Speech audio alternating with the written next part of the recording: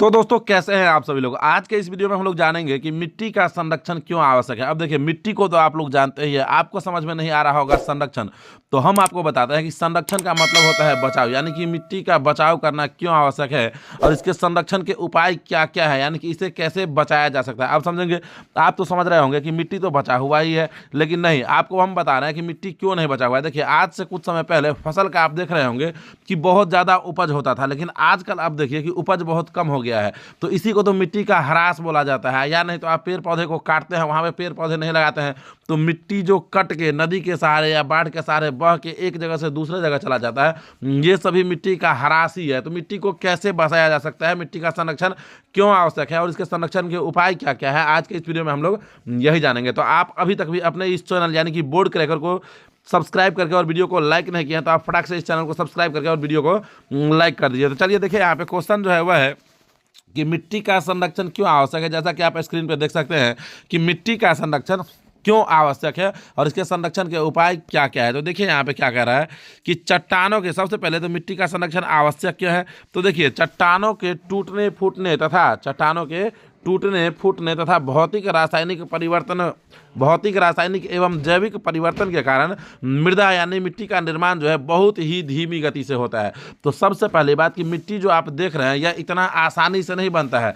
चट्टान जो टूटता है फूटता है तथा इसमें जो भौतिक रासायनिक एवं जैविक परिवर्तन होता है, जिस कारण से मिट्टी का निर्माण जो है बहुत ही धीमी गति से होता है। देखिए, कुछ सेंटीमीटर, ठीक है ना, यहाँ पे जो है ये कुछ होगा, कुछ सेंटीमीटर मिट्टी जो होता है ना, कुछ सेंटीमीटर मोटी मृदा के परत के निर्माण में हजारों वर्ष लग जाते हैं। अब आप समझिए कि मिट्टी कितना ज़्यादा इंपॉर्टेंट है, क्योंकि यदि कुछ सेंटीमीटर मोटी यदि मृदा का परत का निर्माण करना हो, यानी कि मिट्टी के परत का निर्माण करना हो, तो उसमें हजारों वर्ष लग जाता है। तो इस वजह से भी मिट्टी का संरक्षण आवश्यक है, ठीक है ना। आगे देखिए यहाँ पे है कि मृदा की निर्माण की प्रक्रिया, यहाँ पे देखिए कह रहा है कि मृदा की निर्माण की प्रक्रिया जो है वह अनवरत यानी कि लगातार चलती रहती है, यानी कि मिट्टी जो है वह लगातार बनता ही रहता है ना। ऐसा नहीं है कि उसे बनाना पड़ता है।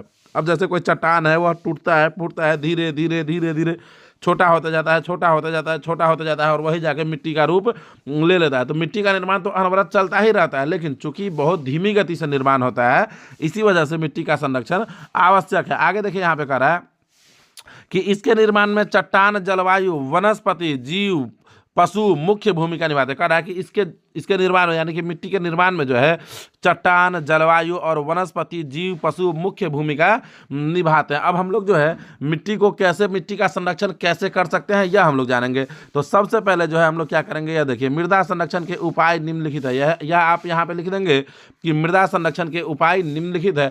अब कैसे हम लोग मिट्टी को बचा सकते हैं, तो देखिए यहाँ पे सबसे पहला नंबर जो है वह है यहाँ पे फसल चक्रण। सबसे पहले आप देख सकते हैं यहाँ पे है फसल चक्रण।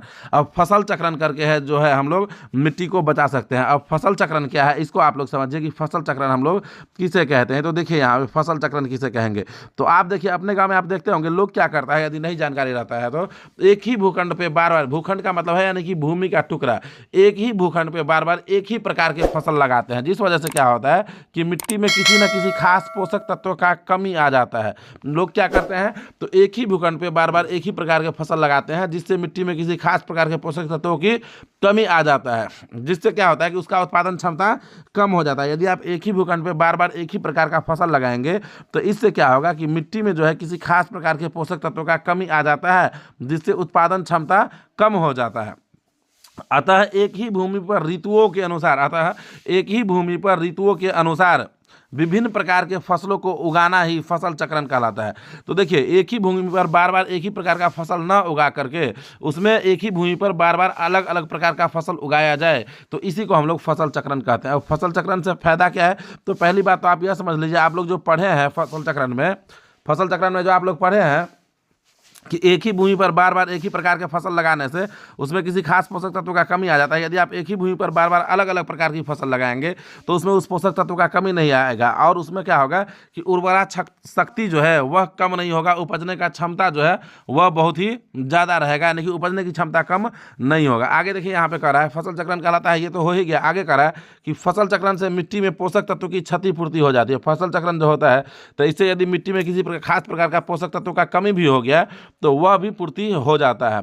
जैसे गेहूं, कपास, आलू, इन सभी फसलों को लगातार उगाने से, यदि इन सभी फसलों को लगातार उगाया जाए तो इन सभी फसलों के लगातार उगाने से मिट्टी में क्या होता है कि नाइट्रोजन एवं आर्द्रता की कमी आ जाती है। इस प्रकार की भूमि में दो अन्य फसलों के बीच एक दलहन फसल उगाने से नाइट्रोजन की पुनः पूर्ति हो जाती है। तो फसल चक्रण से आप क्या समझे कि एक ही भूमि पर बार बार एक ही प्रकार के फसल लगाने से उसमें किसी खास पोषक तत्वों की कमी आ जाती है, जिससे उत्पादन क्षमता कम हो जाती है। अतः एक ही भूमि पर ऋतुओं के अनुसार विभिन्न प्रकार के फसलों को उगाना ही फसल चक्रण कहलाता है। सिंपल सा आपको बता ही दिए हैं ये बात, ठीक है ना। तो एक तो हम ऐसे मिट्टी का बचाव कर सकते हैं ताकि उसका उर्वरा शक्ति जो है कम ना हो। दूसरा देखिए यहाँ पे है जल संरक्षण प्रबंधन, ठीक है ना। देखिए मृदा के गुणवत्ता में जो है जल संरक्षण प्रबंधन का भी बहुत ही बड़ा योगदान है। तो यह क्या है इसको आप लोग समझिए। तो देखिए यहाँ पे कह रहा है कि मृदा के गुणवत्ता के लिए जल एक महत्वपूर्ण अवयव है। कह रहा है कि मृदा के गुणवत्ता के लिए जल जो है यह एक महत्वपूर्ण अवयव है। वर्षा जल, तालाब, झील, मानव निर्मित जलाशय,